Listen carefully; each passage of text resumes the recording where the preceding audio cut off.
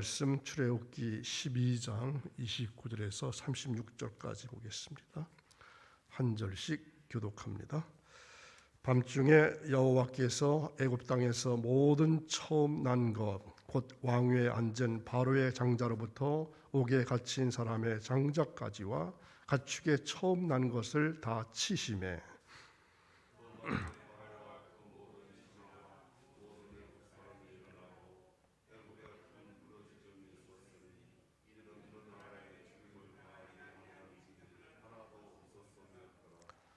밤에 바로가 모세와 아론을 불러서 이르되 너희와 이스라엘 자손은 일어나 내 백성 가운데서 떠나서 너희의 말대로 가서 여호와를 섬기며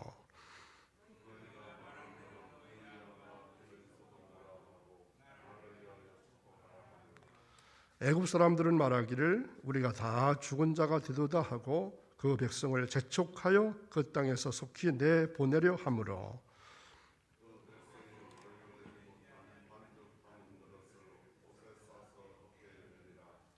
이어서 있습니다. 이스라엘 자손이 모세의 말대로 하여 애굽 사람에게 은금 패물과 의복을 구하매 여호와께서 애굽 사람들에게 이스라엘 백성에게 은혜를 입히게 하사 그들이 구하는 대로 주게 하심으로 그들이 애굽 사람의 물품을 취하였더라.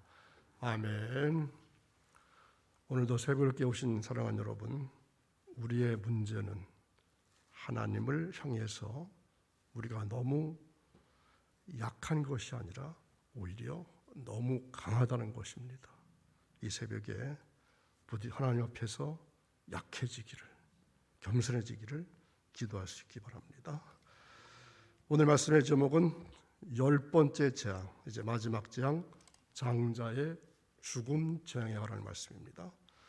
중심 단어는 대속의 의미, 유월절 지키는 방편, 그리고 출애굽의 최후 경계선이 무엇이고 재앙의 절정은 어떤 것이었나 하는 것을 살펴볼 수 있기 원합니다. 우화 가운데 이러한 이야기가 있습니다. 어느 날 호랑이를 만난 여우가 호랑이에게 너 그거 알아? 동물들은 너보다 나를 더 무서워해. 이렇게 말하면서 자기가 숲속에서 가장 무서운 존재라고 주장합니다. 동물의 왕을 자처하던 호랑이는 뒷발로 한 방만 걷어차도 나동거라죽 같은 짐승이 자기 앞에서 큰 소리를 치니까 어이가 없었습니다. 그러자 여우는 숲속 동물들이 다 자기를 무서워하는 모습을 실제로 보여줄 테니까 너 나를 따라오라 이렇게 말합니다. 호랑이는 너무나 자신 있어 보이는 여우의 태도에 반신반의하면서 이제 따라가 보았습니다. 그랬더니 정말 여우가 가는 곳곳마다 짐승들이 깜짝 놀라서 도망하는 것이었습니다. 토끼 같은 작은 짐승들은 말할 것도 없고 심샘 곰마저도 전부 다 꽁무니를 빼고 달아나는 것이었습니다. 자, 봤지? 동물들이 얼마나 나를 무서워하는가 너 봤지? 여우가 의기양양해서 호랑이에게 말했습니다. 왜 그런지 아십니까? 사실 짐승들은 여우가 무서워서 달아나는 것이 아니라 뒤에 따라오는 호랑이가 무서워서 달아나는 것이었습니다. 원수 마귀가 우리를 애하지 못하고 우리가 진리를 증거할 때마다 달아나는 이유도 우리 안에 있는 유월절 어린 양의 피 때문입니다. 유월절로 인해서 애굽 모든 신들도 벌을 받는다고 하였으니까 마귀가 가장 두려워하는 것 또한 유월절 어린 양의 피인 것을 알 수 있습니다. 하나님께서 이제 모세를 통하여 이스라엘 백성에게 명하신 유월절의 어린 양 피 운동과 어린 양을 구워 먹는 운동과 무교병을 먹는 운동을 통해서 사망으로부터 벗어나고 생명을 보존케 하셨고 애굽을 떠나서 이제 가나안에 갈 수 있는 출애굽자로 살게 하셨는데 이것은 순전히 예수 그리스도의 어린 양의 피 공로 때문이었습니다. 그 밤에 하나님의 백성이 아닌 것들은 다 죽게 되었습니다. 유월절은 어린 양 그리스도의 피로 우리 죄를 대속하시고 대형하시고 대행하신 은총입니다. 대속은 예수 그리스도의 대리적인 속죄를 의미합니다. 예수 그리스도의 죽으시고 부활하심이 우리를 위한 대속이라는 것을 성경이 증거해 주십니다. 대형이나 대행이라는 의미도 대속과 같은 뜻입니다. 이스라엘 백성은 그리스도의 피와 그리스도의 죽음으로 인해서 대형, 대행, 대속해 주시는 은총으로서 하나님의 진노가 넘어가게 되었기 때문에 이것을 하나님께서는 대대로 기념하고 영원토록 기념하라 이렇게 규례를 정해 주셨습니다. 하나님 심판의 사자가 그리스도의 피가 인쳐진 이스라엘 집안은 지나쳐 넘어가는 이 놀라운 사건을 유월절이라고 말씀드렸습니다. 이 죽었던 내가 그리스도로 인해서 다시 산 은혜의 사건을 하나님께서는 영원한 규례로 지키도록 명령하셨습니다. 무교병을 먹게 하셨고 또 쓴나물을 먹게 하셨고 양을 잡아 불에 구워 먹게 하셨습니다. 이것들은 유월절을 지키는 방편입니다. 바로 내가 지켜야 할 방편이기도 합니다. 이것은 누룩 없는 삶을 살게 하심이고 진실함과 순전함의 삶을 살게 하심입니다. 하나님의 명령을 듣고 살 때에 내 주관과 내 뜻은 죽이고 하나님의 선한 말씀을 듣고 즉시 선한 결단을 내리는 운동입니다. 그리고 그리스도의 몸으로 그리스도의 정신으로 내 몸을 채워가면서 그 말씀으로 양식을 삼게 하시고 성령의 불로 모든 죄와 허물을 소멸하고 살아가는 운동을 의미합니다. 여러분 출애굽할 때의 최후 경계선이 무엇인지 아십니까? 누룩 없는 떡을 먹는 것입니다. 누룩은 이스라엘 백성에게 있어서는 안 되고 집 안에서 없애버려야만 합니다. 따라서 우리의 생각 속에서 말 속에서 행동 속에서 누룩을 없애야 합니다. 기도 속에서 감사 속에서도 충성 속에서도 봉사 속에서도 온유와 절제 속에서도 누룩을 없애야 합니다. 유월절 그 밤에 애굽에는 호국이 있었지만 이스라엘에게는 떠날 수 있는 축복의 날이었습니다. 장자의 죽음. 이것은 어떤 의미입니까? 이제 재앙의 절정을 말합니다. 질병이나 황폐 그리고 흑암이 바로의 땅에 내려졌지만 이제는 죽음 자체가 그의 앞에 이르게 되었습니다. 장자를 멸하는 재앙, 강팍해질 대로 강팍해진 바로의 마음을 돌이키는 데는 극단적인 재앙을 내리는 길밖에 없으셨습니다. 그것이 바로 애굽의 모든 장자를 쳐 죽이는 재앙입니다. 여기에는 빈부귀천의 구별이 없습니다. 바로의 장자로부터 맷돌을 돌리는 여종의 장자까지 차별 없이 몰살시키는 그야말로 공포의 재앙인 것입니다. 뿐만 아니라 가축도 첫 태생은 함께 멸하게 되었습니다. 장자는 어떤 의미일까요? 힘의 상징을 의미합니다. 기력이며 또한 가문의 기둥을 말합니다. 그리고 상속권을 가진 자이기 때문에 어느 종족을 막론하고 그 가문에게 있어서 귀중한 존재로 인정받는 지위에 있는 자가 바로 장자입니다. 이러한 의미에서 애굽 나라의 장자의 전멸은 곧 애굽의 멸망을 뜻하는 것이기도 합니다. 하나님의 선하신 의지에 반항하려고 하는 바로 왕의 강팍은 무서운 재난을 이제 불러오고야 말았습니다. 이 때문에 애굽 전국은 전무후무한 애국성이 있으라고 했습니다. 그러나 그 중에도 이스라엘 백성 중에는 이 재앙이 넘어가려고 말씀하셨습니다.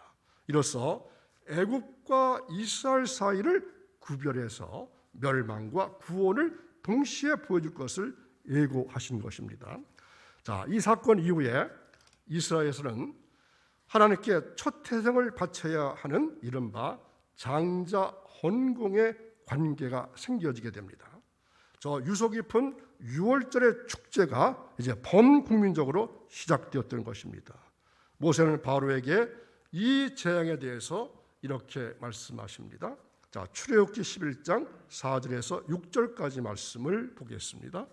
모세가 바로에게 이르되 여호와께서 이같이 말씀하시기를 밤중에 내가 애굽 가운데로 들어가리니 애굽 땅에 있는 모든 처음 난 것은 왕위에 앉아 있는 바로의 장자로부터 맷돌 뒤에 있는 몸종의 장자와 모든 가축의 처음 난 것까지 죽으리니 애굽 온 땅에 전무후무한 큰 부르짐이 있으리라. 아멘. 이것이 최후의 경고였습니다. 그러나 바로는 이 마지막 경고를 무시하고 끝내 자신의 죄를 뉘우치질 않았습니다. 이제 재앙은 피할 수 없게 되었습니다. 이제 남은 한 가지 재앙, 장자 재앙이 있은 다음에는 바로의 고집과 오만을 완전히 꺾어버리고 이제까지 여러 가지 조건부로 이스라엘 백성들의 발을 묶어놓았던 그들로 하여금 제발 떠나주기를 사정하면서 간청할 때가 다가왔습니다. 자, 우리는 이 사실 앞에서 이 원자 폭탄의 세례를 받고서야 무조건 항복을 알리던 저 일본 천황의 떨리는 방송을 연상케 합니다. 이제 바로는 이스라엘을 해방시키지 않고서는 견딜 수 없게 되어서 한시바피 제발 떠나주기를 빌어야 할 때가 오는 것입니다. 하나님의 백성은 결코 애굽에서는 살 수가 없습니다. 하루속히 해방받아야 합니다. 우선 그곳에는 성소가 없고 여호와를 섬기는 제단이 없습니다. 이스라엘 백성들이 400년간 애굽에 있으면서 하나님께 제사 드렸다는 기록은 성경 전체를 통해서 찾아볼 수가 없습니다. 이제 이스라엘 백성은 하나님의 은혜를 잊고 하나님을 섬기는 백성으로서 출애굽해가지고 하나님의 동산으로 찾아가게 된 것입니다. 모세는 하나님의 말씀을 받고 이스라엘 백성에게 또 이렇게 전합니다. 자, 출애굽기 6장 6절에서 8절을 보겠습니다. 그러므로 이스라엘 자손에게 말하기를 나는 여호와라. 내가 애굽 사람의 무거운 짐 밑에서 너희를 빼내며 그들의 노역에서 너희를 건지며 편팔과 큰 심판들로서 너희를 속량하여 너희를 내 백성으로 삼고 나는 너희 하나님이 되리니 나는 애굽 사람의 무거운 짐 밑에서 너희를 빼낸 너희 하나님 여호와인 줄 너희가 알지라. 내가 아브라함과 이삭과 야곱에게 주기로 맹세한 땅으로 너희를 인도하고 그 땅을 너희에게 주어 기업을 삼게 하리라. 나는 여호와라 하셨다 하라. 아멘. 언제나 마지막 순간이 중요한 법입니다. 시작할 때도 중요하지만 끝날 때가 더 중요합니다.